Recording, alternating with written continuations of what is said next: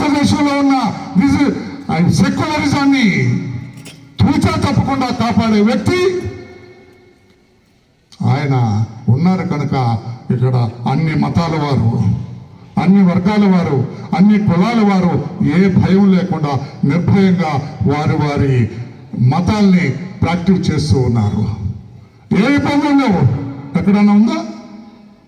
మొన్నవరం విజయవాడలో ఒక చర్చి దగ్గరికి 2-3 చర్చి దగ్గరికి వెళ్ళి గవర్నమెంట్ అధికారులు అడిగారట, మీరు ఎప్పుడు కట్టారు చర్చ్, మీకు ఎవరు భూమి ఇచ్చారు, మీ దస్తావేజులు ఎక్కడ అని అడుగుతుంటే నా దగ్గరకు వచ్చారు వాళ్ళు. నేను వెంటనే సార్తో మాట్లాడాను. నేను ఇదేంటి సార్ ఇది అడుగుతాండి. ఎప్పుడెప్పుడో ఉన్నాయి మసీదులు కానీ, దేవాలయాలు కానీ, చర్చెస్ కానీ ఎప్పుడెప్పుడో ఉన్నాయి. ఆ రికార్డులు ఇప్పుడు అడిగితే ఎట్లాగంటే వెంటనే ఇన్స్ట్రక్షన్స్ ఇచ్చారు, ఎవరిని ఇబ్బంది పెట్టద్దు. ఎగ్జిస్టింగ్ దేవాలయం, చర్చ్ కావచ్చు, మసీదు కావచ్చు, దేవాలయం, హిందూ దేవాలయం కావచ్చు, ఏది కూడా మీరు డిస్టర్బ్ చేయొద్దు.